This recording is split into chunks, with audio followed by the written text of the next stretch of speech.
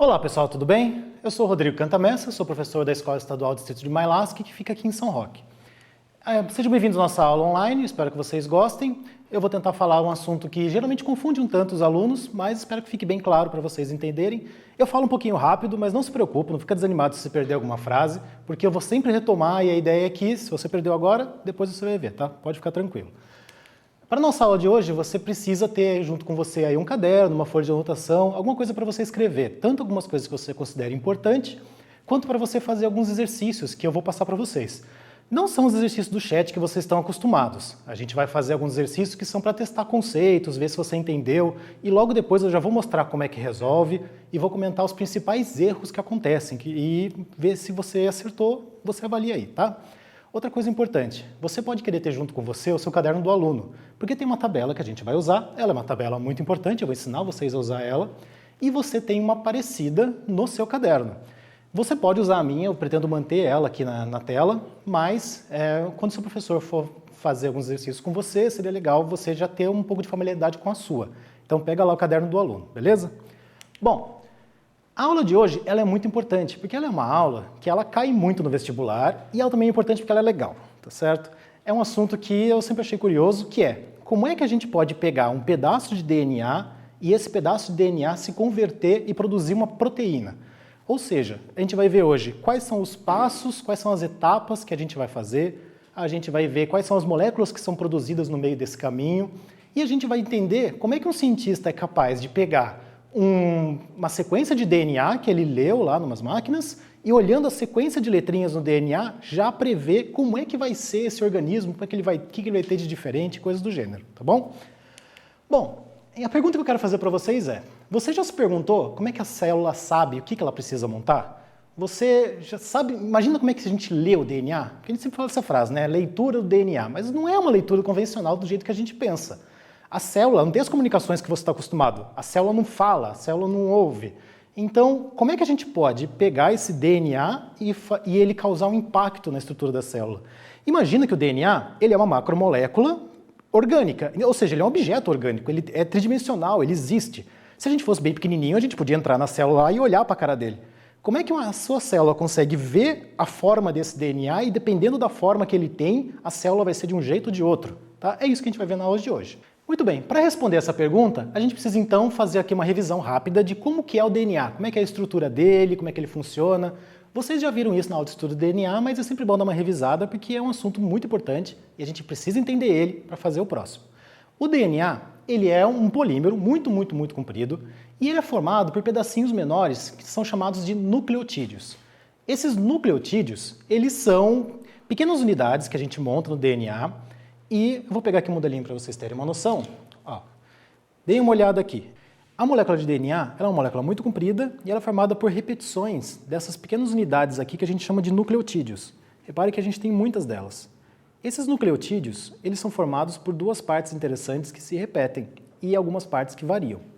Então nós temos aqui a nossa pentose, que é um açúcar, ele está ligado a um grupo fosfato e perceba que por uma ligação covalente que vocês viram na química, perceba que esses açúcares e esses fosfatos vão conseguindo ligar um nucleotídeo no outro, de forma que você vai fazendo uma sequência.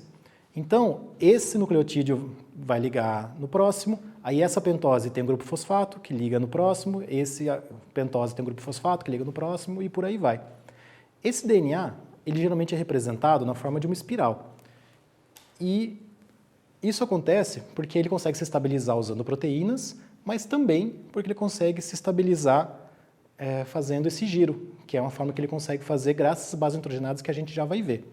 Então, é muito comum a gente representar o DNA desse jeito. Agora que a gente falou sobre o DNA, vamos voltar a olhar um pouquinho aqui para o resto desse nucleotídeo, porque eu falei que a pentose e o grupo fosfato ficam unidos, mas eu falei que tem mais uma partezinha que é diferente entre eles.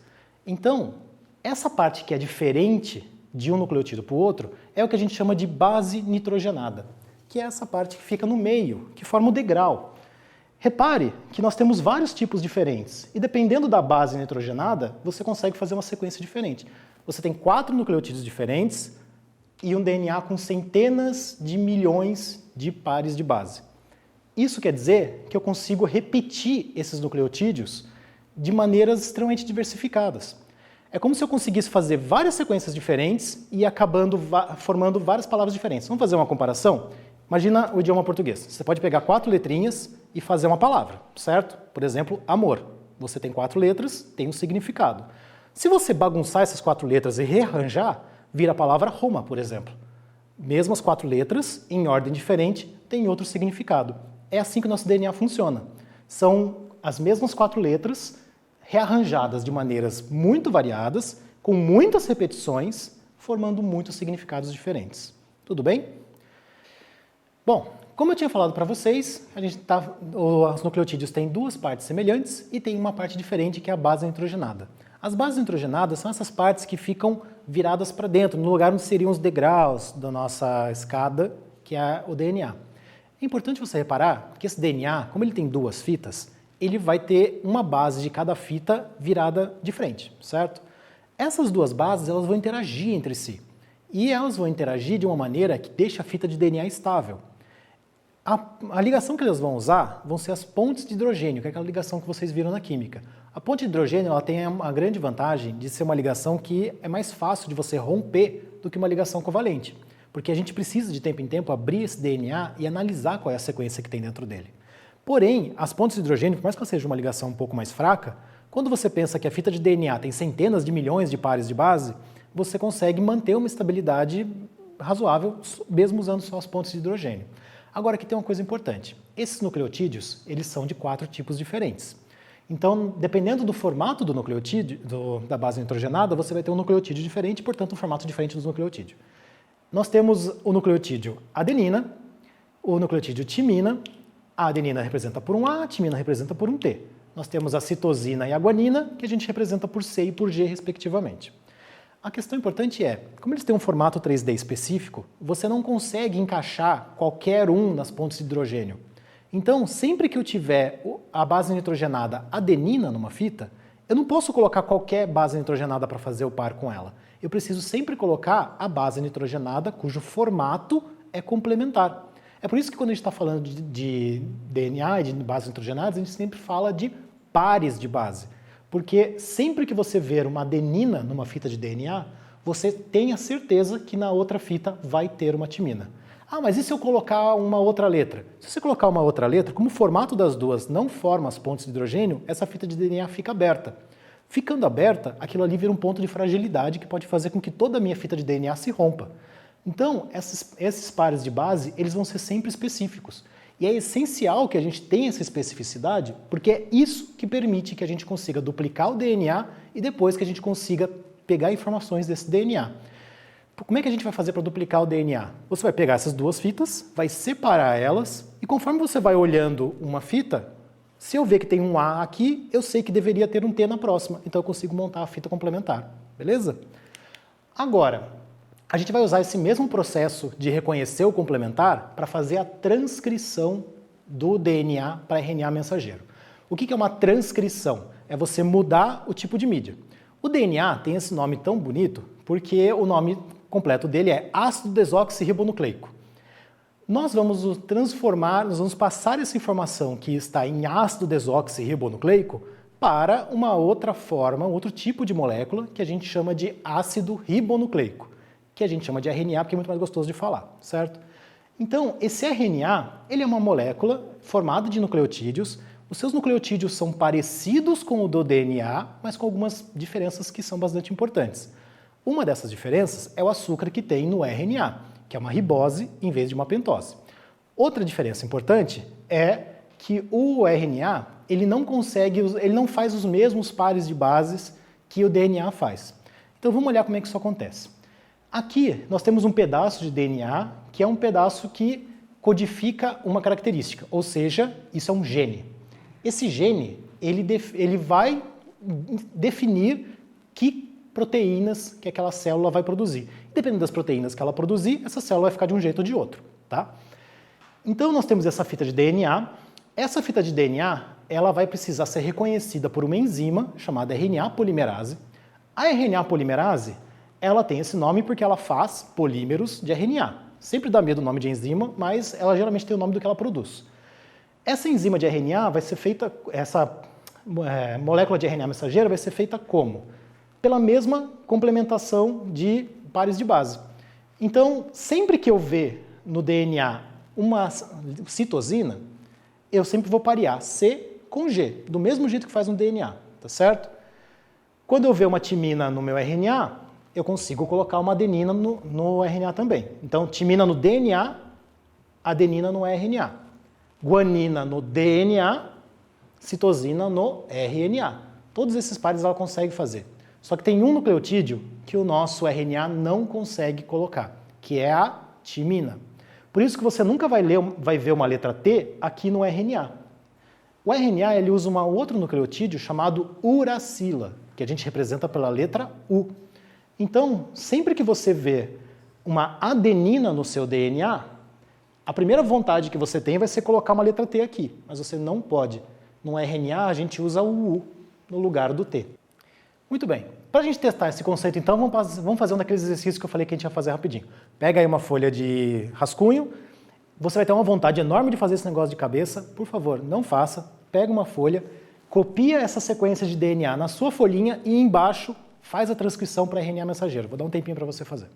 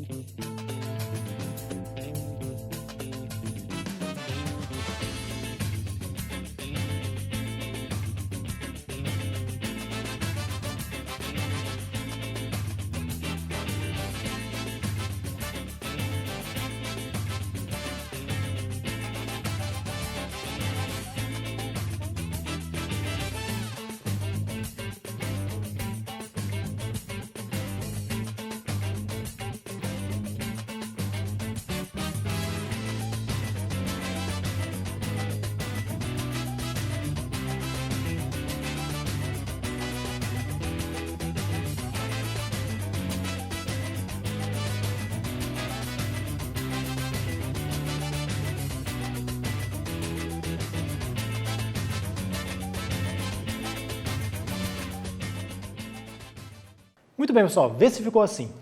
Quando a gente tem no DNA uma letra T, a gente vai colocar uma letra A no nosso RNA. A grande diferença entre os dois está aqui, ó.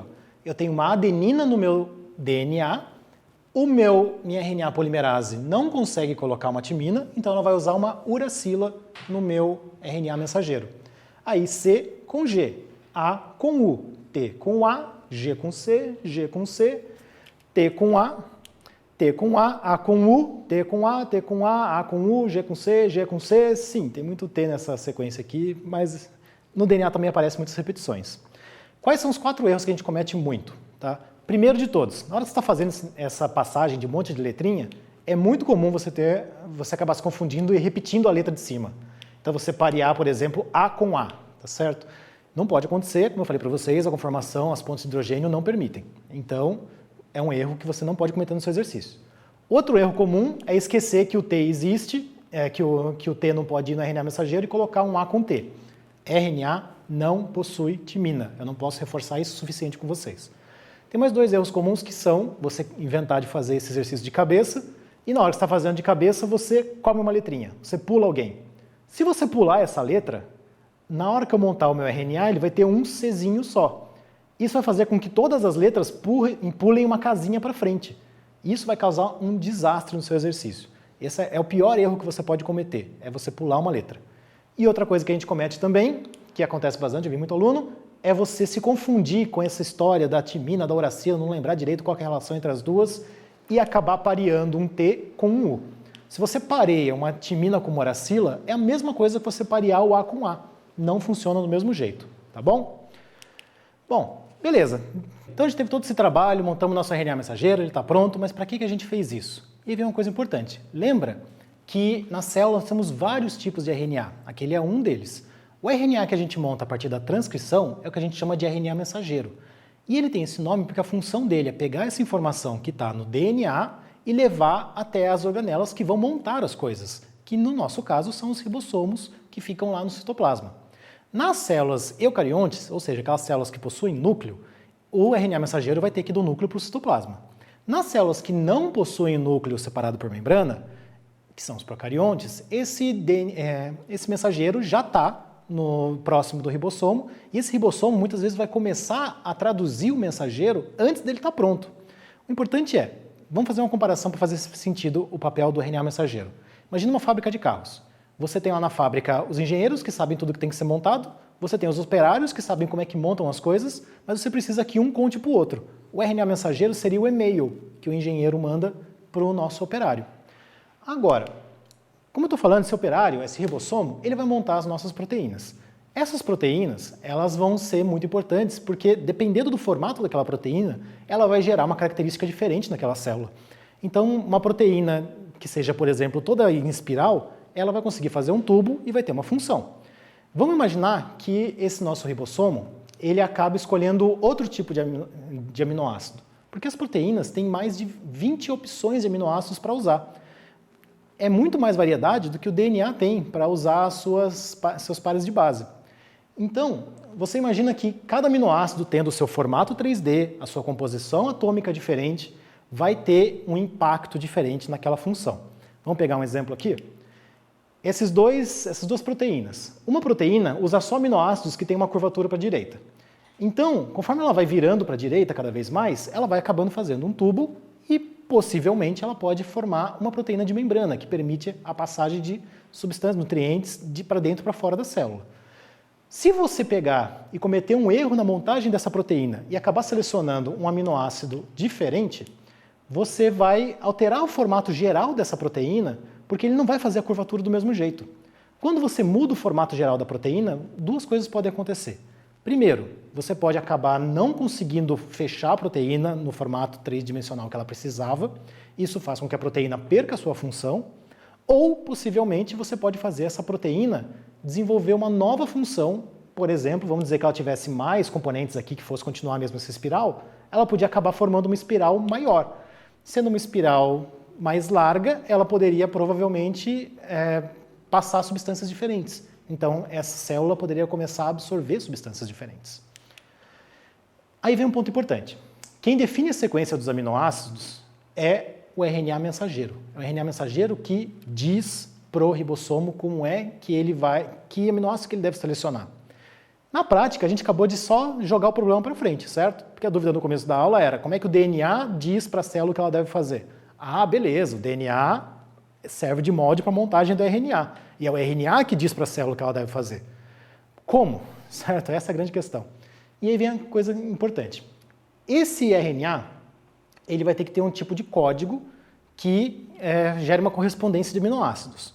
Se o nosso RNA fosse organizado de forma que cada nucleotídeo correspondesse a um aminoácido, nós teríamos uma variedade muito pequena de proteínas, porque nós temos só 4 nucleotídeos. Então, nós poderíamos usar só 4 aminoácidos. Na natureza, nós temos 20. Então, você não pode fazer uma linguagem usando só 4 letrinhas. Vamos tentar incrementar um pouco isso? Fazendo uma comparação. Imagina que a gente vai usar um alfabeto e todas as palavras do nosso alfabeto, do nosso idioma, vão ter uma letra só. Você não ia conseguir fazer um idioma muito variado, porque o alfabeto português tem 20 e poucas letras só. Tá certo? Deu para entender? E aí vem uma coisa importante. Mesmo que você use 2 letras, com repetição, então você poderia usar a letra A seguida da letra A. Você ainda conseguiria uma combinação muito pequena, porque você tem 4 nucleotídeos possíveis e 2 espaços para preencher. Isso quer dizer que tem 16 combinações que a gente consegue fazer. Ainda não dá todos os aminoácidos. É por isso que a nossa célula ela vai usar trincas. Ela vai usar 3 letras em sequência e cada 3 letras do RNA, o ribossomo entende que deve trazer um aminoácido específico. Eu já vou mostrar como é que o ribossomo consegue fazer isso, tá? Não se preocupem. Por isso que a gente fala que o nosso DNA ele tem esse código genético, porque dependendo da sequência de letras, você vai ter uma sequência de aminoácidos específicas e a sua proteína vai ficar de uma forma específica. A gente chama de trinca, é um jeito informal de chamar, você pode usar, não está errado, mas o nome mais correto é você chamar ele de códon. Então nós temos códons, cada 3 letras no RNA formam um códon. E aí o que acontece? Por exemplo, o códon UCG, então essa sequência com essas 3 letras nessa ordem. Sempre que o seu ribossomo encontrar no RNA mensageiro essa trinca, esse códon, ele vai selecionar na célula o aminoácido serina e vai colocar ele na minha proteína. Aí ele vai andar para frente e vai encontrar esse outro códon, que é diferente. Como esse códon é diferente, ele vai selecionar o aminoácido valina. E por aí vai, tá? Ah, meu Deus do céu, e agora? Então eu vou ter que decorar 64 códons possíveis, como é que eu vou fazer isso? Não, tá? Não se preocupe, felizmente, antes de você, nós tivemos vários cientistas que fizeram essa tradução de genetiquês para biologuês, e ficou bem mais fácil a gente entender. Nós temos uma tabela, que é uma tabela que ajuda a gente a descobrir cada um dos 64 códons possíveis, ou seja, cada uma das 64 sequências possíveis, que aminoácido que ela corresponderia. Você tem no seu caderno do aluno, que eu pedi para você separar, abre aí na página 52. Você vai ver que no cantinho da página tem uma tabela, que é uma tabela que funciona exatamente igual à minha. Todas as instruções que eu passar aqui você pode usar na sua. A diferença é que a sua está abreviada e a minha está com os nomes por extenso. Como é uma aula que já está cheia de nome pequenininho, eu achei melhor a gente não colocar mais um monte de sigla nela. Mas a sua tabela funciona perfeitamente, tá? É só que a minha está mais detalhada. Como é que a gente usa essa tabela? Parece complicado, mas na verdade é um jogo de batalha naval. Só que ele usa 3 passos simples. Então o que eu vou fazer? Eu vou pegar a minha trinca, minhas 3 letrinhas do RNA. Para eu descobrir onde está na tabela, a primeira letrinha vai me dizer na frente, eu vou colocar aqui, e isso vai me dizer em qual desses quadrados eu devo usar. Vamos dizer que a primeira letrinha seja a letrinha C, certo? Se a primeira letra é a letra C, então vai ser um desses quadrados que está na frente da letra C. Depois que eu achei a primeira letra, eu vou olhar agora na minha trinca quem é a segunda letra. Vamos dizer que a segunda letra seja C também. Então, vai ser nessa coluna daqui. Se fosse a segunda letra, a letra A, ia ser na coluna do lado.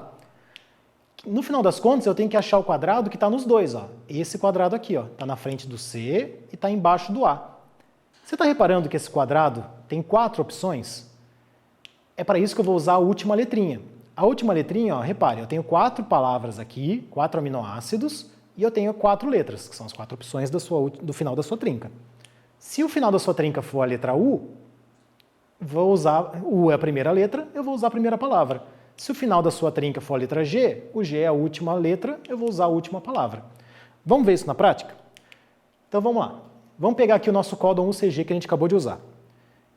Códon UCG, a primeira letra é a letra U. Então vai ser na frente aqui da linha do U. Então é um desses que está separado em vermelho, beleza? Agora que eu achei qual dos 4 é, vamos aqui para a segunda letra, que é a letra C. Então está nessa coluna.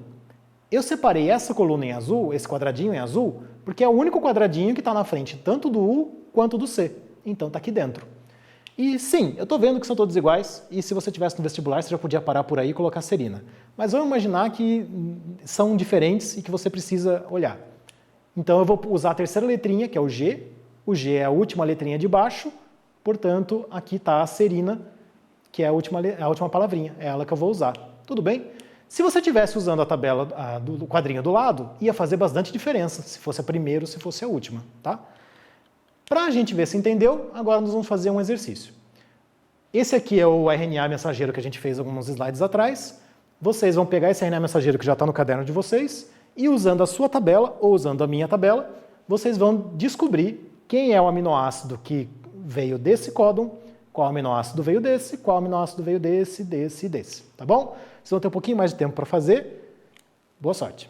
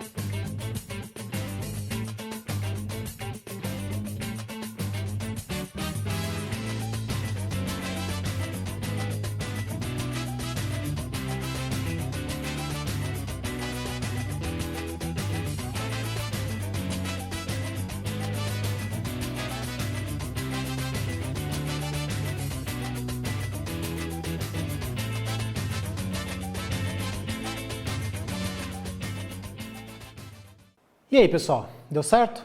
Não fica muito agoniado se não deu tempo não, conforme você for fazendo mais vezes, você vai ficando cada vez mais rápido, tá? Mas vamos olhar. Primeiro, essa proteína, vamos seguir aqui. Nós temos o A, o G. Então, linha do A, coluna do U, é esse quadrado aqui. Nesse caso aqui, eu tenho 4 diferentes, então faz diferença olhar a última letra. Como a última letra é o G, eu vou seguir essa letra aqui, a última letrinha de baixo, portanto, a última palavrinha de baixo. Então, eu sei que o primeiro aminoácido é a metionina. Esse evento de você ter várias trincas diferentes gerando o mesmo aminoácido é porque a gente fala que o nosso código do DNA ele é degenerado. Lembra que eu falei que nós temos 64 opções possíveis, 64 sequências possíveis para fazer os códons? Só que nós só temos 20 aminoácidos disponíveis. Então você sempre vai ter vários códons diferentes levando para o mesmo aminoácido. O importante é, cada códon sempre vai levar para o mesmo aminoácido. Isso não varia. Então, por exemplo, aqui, o A ou G sempre vai resultar numa metionina. E você vai ver muito esse A ou G no começo dos RNAs mensageiros, porque ele é o que a gente chama de códon de iniciação. Toda proteína começa com uma metionina. Isso não quer dizer que a gente não vai ter metioninas no meio da proteína. Só quer dizer que ela vai aparecer no começo. Toma um pouquinho de cuidado, porque nesse exercício aqui ficou bem pequenininho, mas o normal é uma proteína ser formada por centenas, milhares de aminoácidos. Então, às vezes, o seu exercício ele vai estar mostrando para você o meio desse RNA mensageiro. Então, não vai confiando aí que ele sempre vai começar na metionina. Você tem que ver se o exercício está deixando claro que isso daqui é a ponta do RNA. Aí sim, no comecinho do RNA tem que ter o A ou G, você pode começar a ler a partir dele, tá? Inclusive é muito comum você ter alguns RNAs que o exercício fala, olha, aqui no comecinho do RNA mensageiro nós temos essa sequência, e aí ele muito malandramente coloca umas duas letrinhas aqui na frente. Se a gente sempre começa pelo A ou G, você vai ter que ignorar essas duas letrinhas, tá? Faz exercício com o seu professor, questiona ele vai te passar bastante exercício e você vai ver como é que isso aparece mais no vestibular. Vamos continuar aqui com o nosso segundo códon. Esse segundo códon é UAC. Então nós temos aqui linha do U, embaixo do A, então é esse quadrado, e são dois diferentes. Então a terceira letra é a letra C, portanto uma tirosina. Esse é o aminoácido que o ribossomo vai colocar. A trinca CAA, linha do C, coluna do A, o A é a terceira, glutamina. E aqui vem uma coisa interessante, é uma pegadinha. Não é uma pegadinha, isso aqui é uma coisa que acontece bastante e o seu exercício vai usar isso para te confundir, por quê?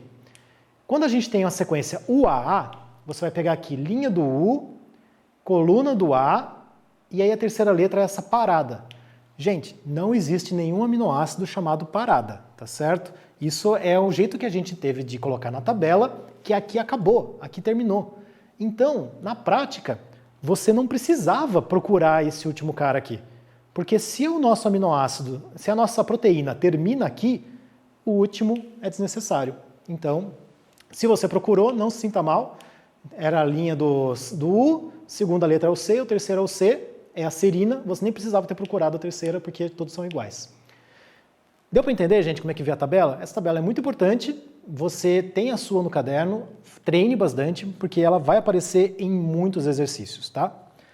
Agora, vamos continuar. Então, como é que esse ribossomo fez isso? Como é que o ribossomo monta essas coisas? Porque aquela tabela é para a gente entender, é uma tabela criada para os pesquisadores preverem como uma proteína será olhando a sequência do RNA. O ribossomo não tem essa tabela, ele vai fazer isso direto. Como ele consegue interpretar o RNA mensageiro? Ele interpreta o RNA mensageiro com a ajuda de um outro RNA que a gente chama de RNA transportador. Esse RNA transportador, ele é feito dos mesmos nucleotídeos que o nosso RNA mensageiro, só que a função dele é diferente, por isso o nome dele é diferente. O RNA transportador, ele é uma molécula que ele se liga sempre a um aminoácido específico. E o RNA transportador, nós temos 64 tipos de RNA transportadores diferentes. Cada um deles tem um aminoácido, que é o que ele sempre usa. E outra coisa importante esse aqui é o RNA transportador, é esse pedaço aqui que veio para dentro do meu ribossomo, tá? Esse RNA transportador, além dessa ponta ligada no aminoácido, ele tem na parte de baixo dele uma trinca dele própria. E essa trinca do RNA transportador, ela é que vai ser pareada com a trinca, com o códon, com a trinca que está no RNA mensageiro. Então é sempre assim, códon no RNA mensageiro e o anticódon, que é o complementar dele, no meu RNA transportador. Portanto, como cada um dos 64 RNA transportadores tem um anticódon diferente, é assim que a gente fez a tabela. Esse códon, essa trinca, sempre vai ter que parear nesse cara e ele sempre traz o mesmo aminoácido. Portanto, esse códon vai gerar esse aminoácido. Isso é obrigatório. Muito bem, a gente já viu aqui como é que o códon e o anticódon então se encaixam. Agora, vamos olhar quem é que faz isso. Então, o ribossomo, ele geralmente é fácil você reconhecer na célula, porque ele tem esse formato com uma parte bem grandona e uma parte bem pequenininha. Ele parece um doce quando você vai ver os desenhos. Esse ribossomo, ele tem duas regiões muito importantes, que é o sítio A e o sítio P. Ele vai se prender no RNA mensageiro e ele vai seguindo esse RNA mensageiro.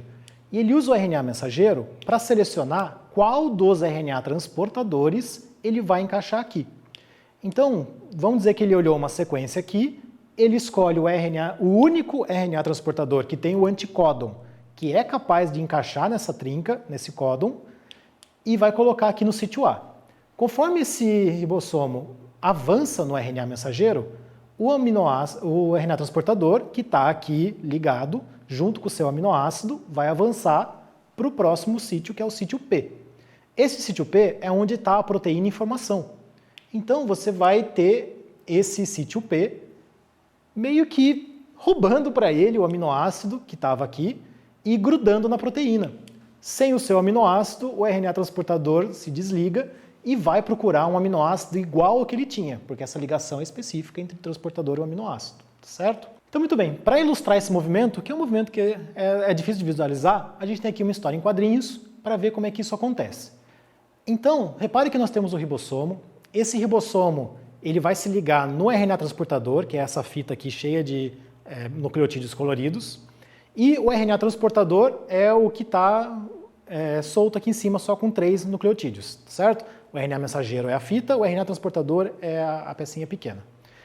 Conforme o ribossomo se liga no RNA mensageiro, que é a fita aqui embaixo, ele vai olhar essa trinca, que é o códon, que é o A ou G, e usando o A ou G, ele vai escolher o único dos transportadores que possui um anticódon correto, que faz o complementar ao códon.